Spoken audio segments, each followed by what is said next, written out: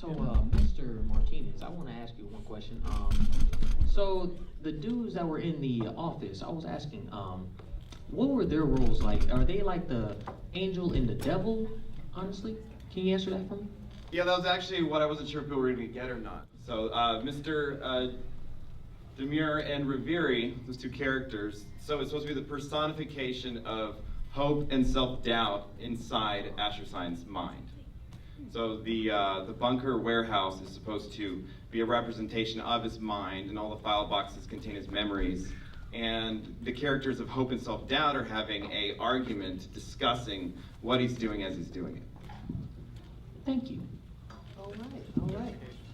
Who wants the next question? Hi, was there some kind of a theme with the cigarettes being smoked throughout the movie? Maybe I need to brush up on my Bible history. I've always been a big fan of the old noir movies and how, it's, dapper men in suits are always just smoking, and I just wanted that to be a big recurring motif, and it's the first bridge between reality and what happens inside the bunker, inside his mind, because he finds the cigarettes out in the desert, and then they have the cigarettes there in the bunker as well. So that's the first bridge between them, and then I just think that smoke is one of those things that looks fantastic when you're filming it, and especially when you have two characters that are just sitting in chairs, and you have constant action with the hand moving back and forth, and the smoke so that there is movement within the screen, even with two people just talking to each other. I see. Beautifully filmed, highly enjoyable. Thank you. Thank you. So many cigarettes smoked. I'll let you take this one. Tell them all about it. Oh, about the cigarettes? Oh yeah, how that'll work. Many cigarettes were smoked in that little room. That was a smoky little room. Yeah. What, they were like special cigarettes though, right? Weren't Yeah, they? they were not tobacco cigarettes. That They were was special good. movie cigarettes that they smell kind of like incense, basically. They were really. They're like They were verbal. still pretty gross, but. Better than Five, regular cigarettes. Yeah. Yeah, I think that they do the same thing like Mad Men and things like that. Like a lot of times they would smoke a lot. They have those fresh cigarettes. Well, can we have just like one more round of applause for this guy? I think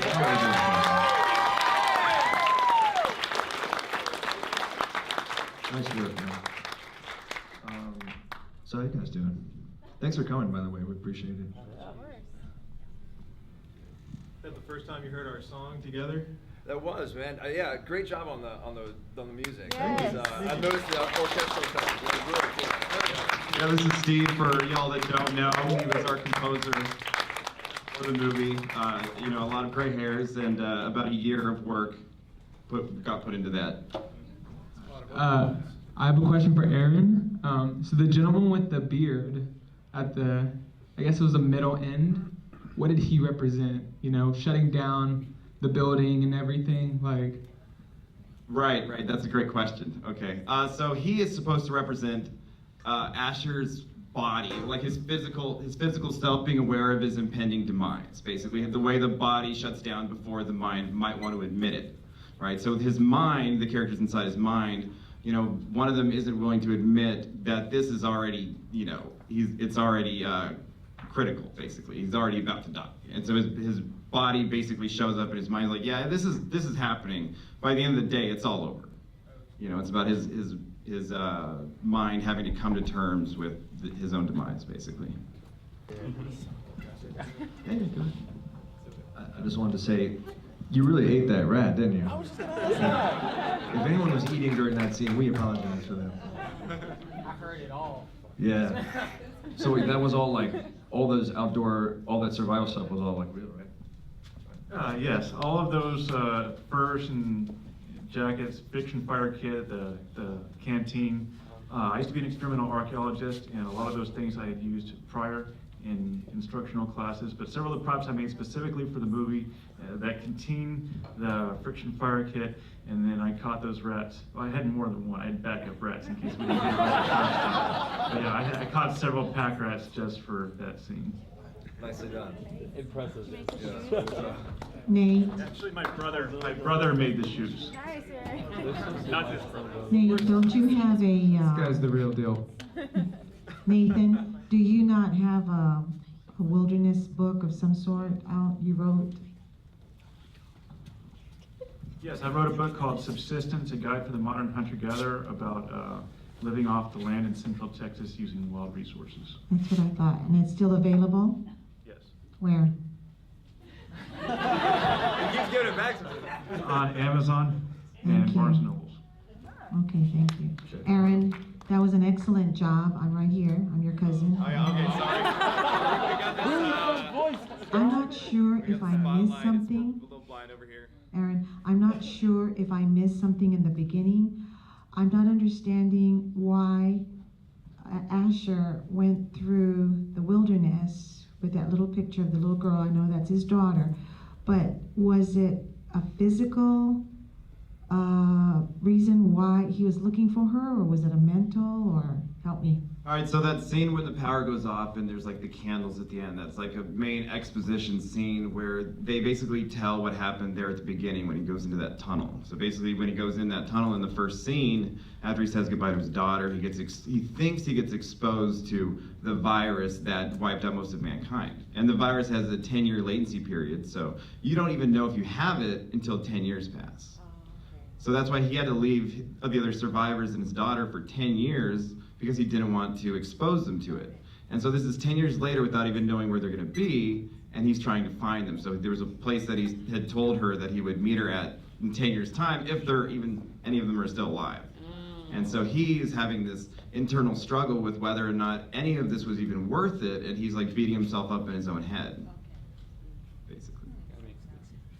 Sorry, I keep having lots of questions. When you're doing your kind of a nerd question, what do you use when you're doing your compositions? Do you mind me asking what tools you use? God, Use God. My man.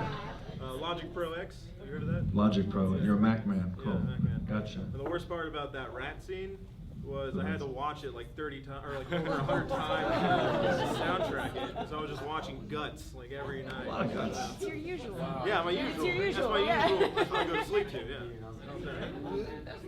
I have a comment and then a compound question. First of all, who is that composer? That was a tremendous soundtrack. Right here.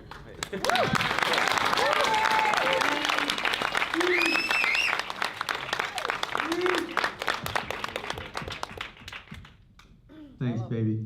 That's my son. We're on a date.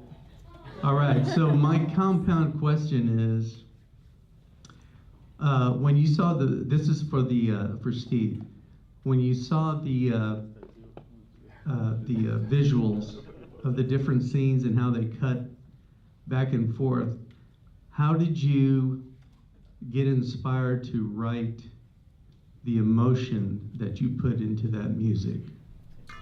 I think I went just darker in the office and lighter in the desert.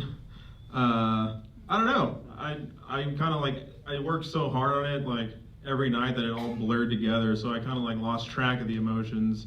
I was like, where am I going with this? I've seen the desert like 1,000 times already. What theme should I give the desert? And so I kept using this Persian Santoor. Like I just kept using an instrument for the desert and an instrument for the office, and that's kind of just like what I went with. I don't know what else to do, like, you know, so then I just gave the emotions to those specific instruments, and that's how I kind of ran with those. Job well done. Hey, thank you. And my question to Aaron is, or maybe Nathan, that last scene where he's reaching, and you see him reaching toward the camera, what does that represent? And second part of that question is, did anybody actually survive? Thank you.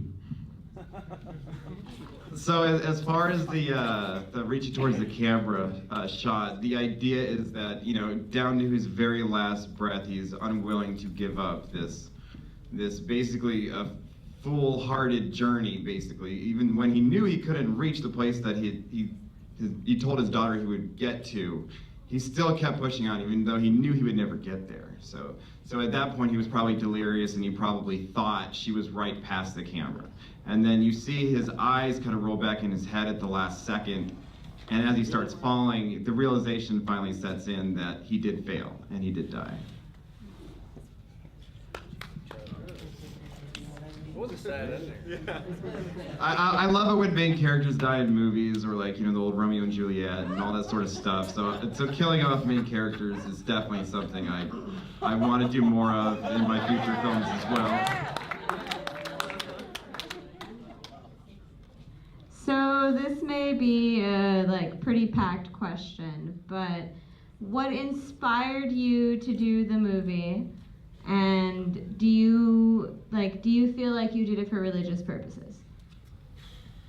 Okay, so as far as like the inspiration for the movie, I knew I wanted to be a filmmaker for a long time, and I knew I had two incredible assets at my disposal to make a movie around. I have a best friend, a roommate who's an incredible musician, you know, and we were huge, you know, cinephiles too. And I have a brother that happens to have an incredibly unique skill set, and with everything that he does with survival and how much he knows about, you know, staying alive out in the middle of the desert. So I basically tried to come up with as high concept a movie as I could, showcasing both of those unique sets of skills. And as far as like the religious themes and all that go, I wanted to have a religious character in kind of a secular film, right? Because, you know, half of the philosophical question is, can you continue to have faith even if there is an apocalypse and, you know, God doesn't save anybody, right? Could you have faith at all in that sort of situation? So that was something I was trying to explore with Asher's character. And, you know, you could come away from it saying that obviously you can't, and you know, God didn't save him at the end, but you could also, you know, be like, just that faith in God allowed him to be eternally optimistic. You know, so it just depends on your interpretation of it. Well done. Very well done.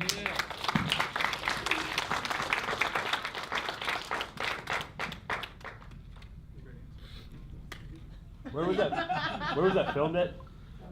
So the desert part we filmed out in Terlingua, which is yeah, it's about 45 minutes from Big Bend. I called a lot of people, and you know, to find the right place. It was a ranch on about 2,000 acres, and you know, it took a little convincing to get my main actors to be like, all right, I know we've never worked together before, but I'm gonna need y'all to drive about 10 hours out in the middle of nowhere to film your first scene, because what we filmed with them was actually their first scene, and they had to drive all the way out there in order to do it. And that was that last. He got this Airbnb for a couple of weeks with this dude named Kurt. It's like a local dude from Terlingua, but he is amazing. Like, totally, you know, just like sun and wind burnt. Would walk around in like little bitty shorts with an AK-47 and tell you where all the like local petroglyphs were. Pretty amazing guy. The intrusive igneous, right? Yeah, the intrusive igneous. Yeah. An eccentric dude for sure. Little purple shorts. So I know y'all all did it in faith that one day you will get proceeds from the sale of the DVD. So when it comes out, if everybody will buy one, you'll finally get some pay from this. And I think everybody wants to know what's next, Aaron. All right, so that was half the point of the screening, right? So we raised quite a bit of money from this, and that is going to go towards our marketing budget whenever we do release it on Amazon Prime and iTunes and stuff like that. So that's going to be our first thing. And the main way we're going to be marketing is through like Google AdWords and Facebook ads and YouTube ads. And after it finishes playing in film festivals and stuff, it's gotten into 2 now. We got into one in London in May. I'm excited about the London International Motion Picture Awards, so that's one I got into, and Los Angeles Cinefest, I believe it's called. So yeah, at this point we've submitted to over 100 film festivals around the world, and we're just waiting to hear what it gets into. And every time it's an official selection of a film festival, you get a laurel, which is something you can add to your posters and in all of your advertising, basically saying that film critics have, you know, viewed your film and considered worthy of inclusion into their program. And so once that's all done, then we're going to be able to release it for the general public.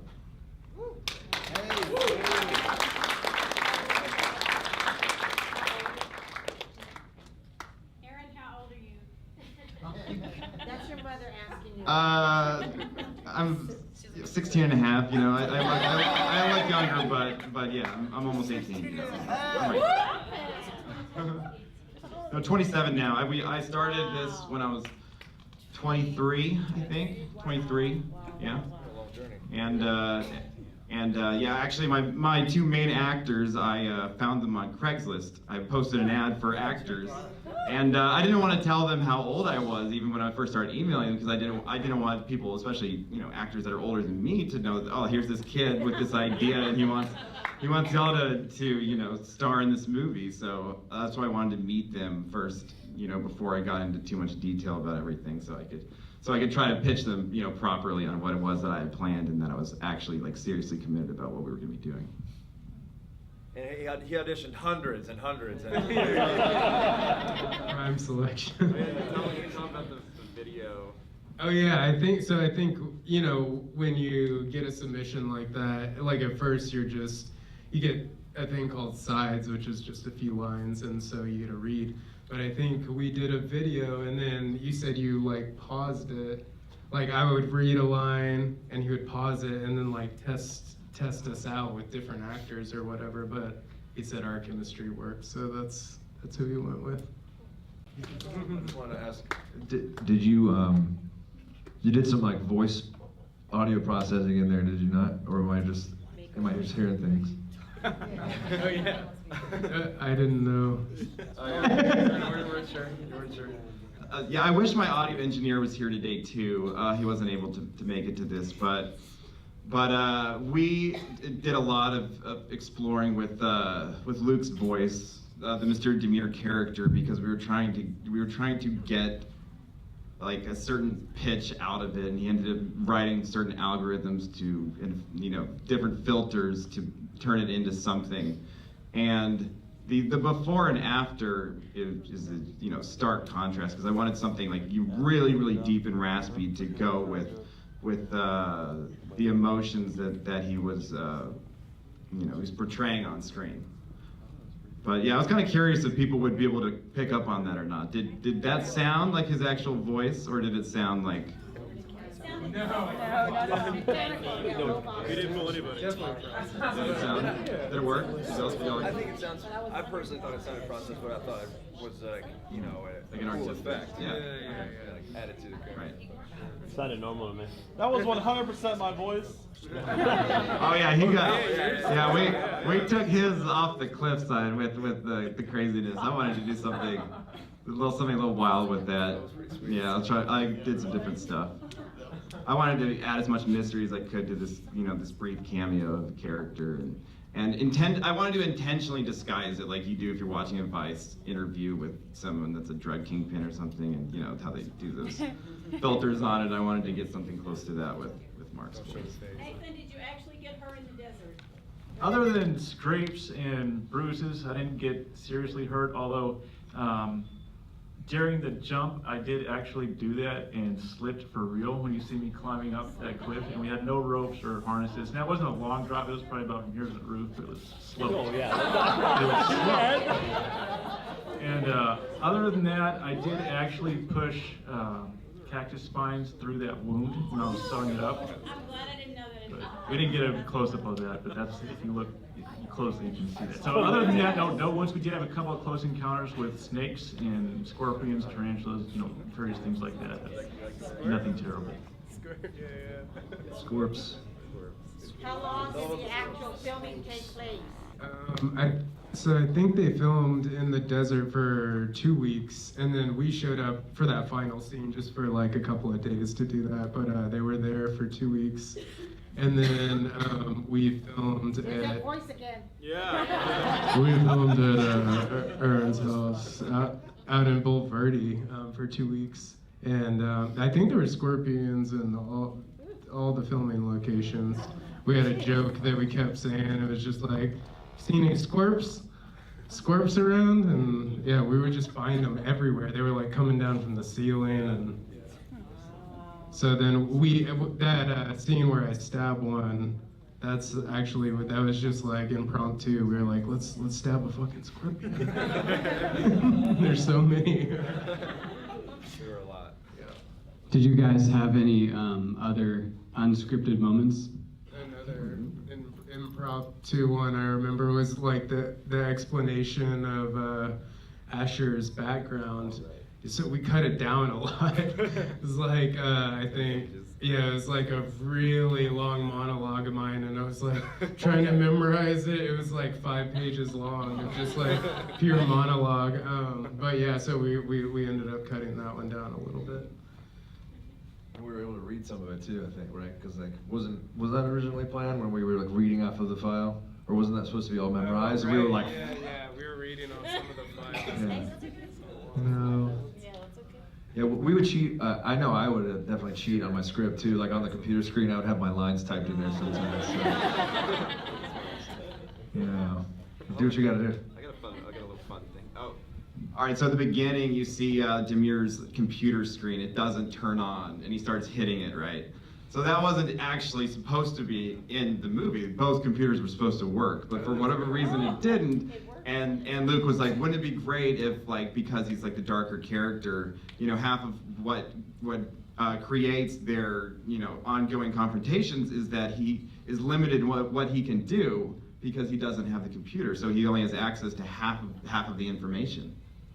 Yeah, so that was definitely something that we wrote around, kind of. So, and then he started putting sticky notes all over it, and you see there started to be more and more sticky notes, and if you were to ever zoom in, he wrote all these like little notes about what's happening with Asher and all this stuff on every single one of those sticky notes. I'm with stupid, one of Yeah, all kinds of passive-aggressive comments and other things like that.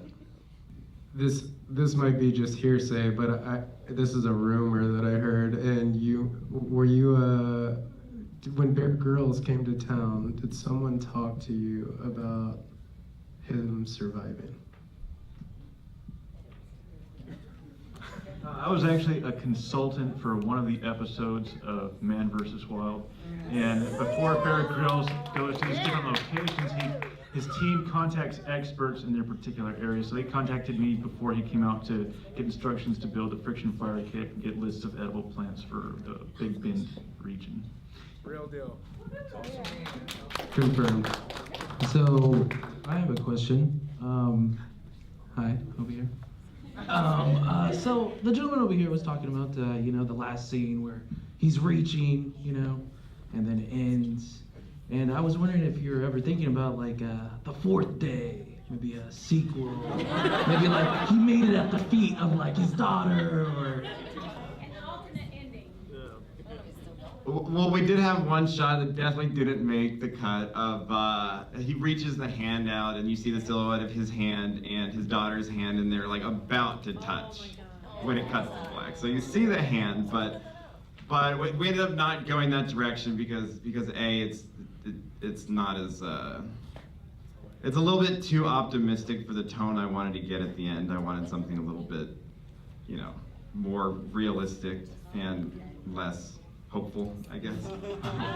Yeah, but that was definitely something we had thought of. And as far as like a sequel, it would be fun, but you'd have to shoot it like a straight sequel, and you couldn't have, you know, people inside somebody's head, because now that, you know, the audience knows about that, you know, trick, you can't like redo it with a different person and different people inside their head. So you would have to shoot like a straight sequel. It would be fun though, but it would be really expensive probably. Follow the other survivors, because we shot the entire movie on about a $5,000 budget for the entire production of the film. All that on location shooting and all that stuff it was tough to get it done on that budget, but we did it, and hopefully everybody liked it.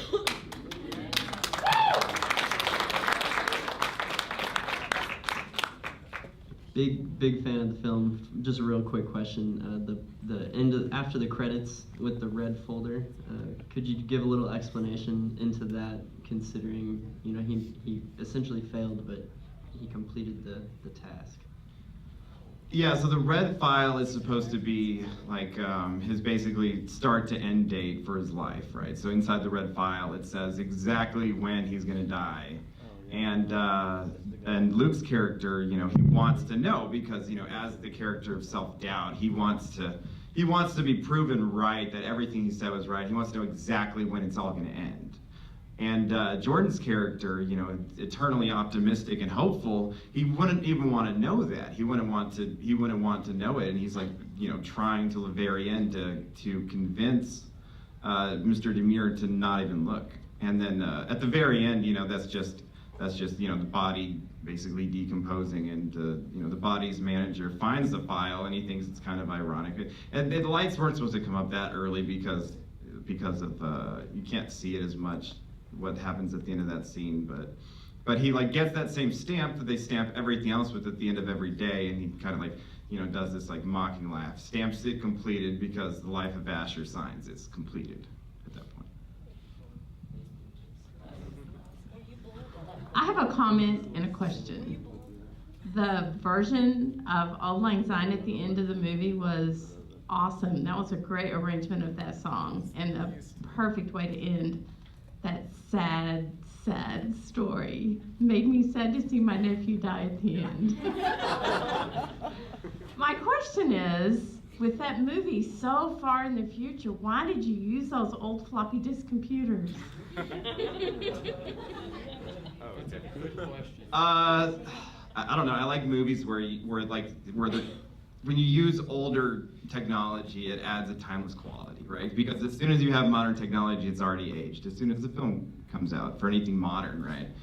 So by using old stuff like that, and then maybe because of the way they lived in their underground world, that cult or whatever, maybe their technology was decades behind, and I thought that using that color palette with the way that old computers used to have those really flat gray and everything, I just thought that would look really cool all together like that. Maybe because of the cost. And because it was what we had access to primarily. Shooting on a budget like that, we had what we had, basically. Steve. Hey, what was the biggest thing that you learned from doing this, that if you were to, score another film, that you would move that learning experience toward? What was the biggest thing you learned from this? Spend money on more software. A lot better software. Because the stuff they give you just doesn't, the whole beginning of the film, I wasn't using the new software we got, because we got new software for towards halfway of the film. That's why the violin sounded better and the cello sounded better, but the whole beginning of the film was just the presets that I had. So I was trying to make it work. But next film, I'm getting a whole new setup, everything, all new software. So that's what I learned. New stuff. It was still good. Yeah, the sample library. Yeah. And then last one for Aaron. What was the biggest thing you learned from this that you will bring forward to your next film? Oh, well, I learned a lot, because this was my first film, I didn't really know anything about it.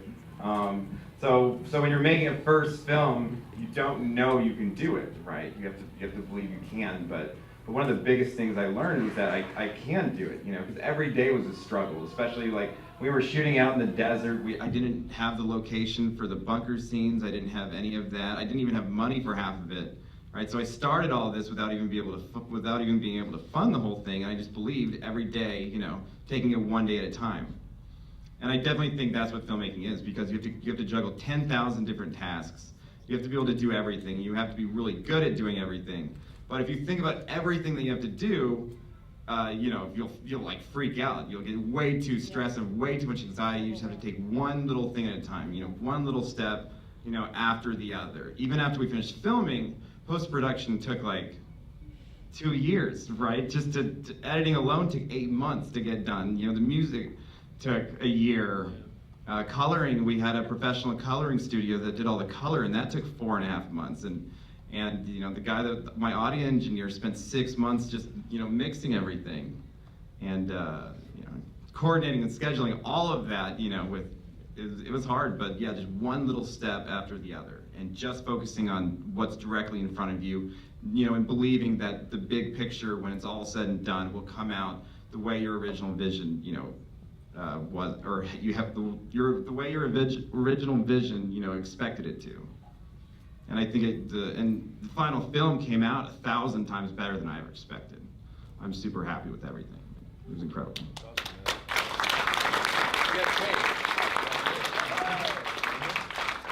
Thank you everybody for coming out tonight. Thank you, guys.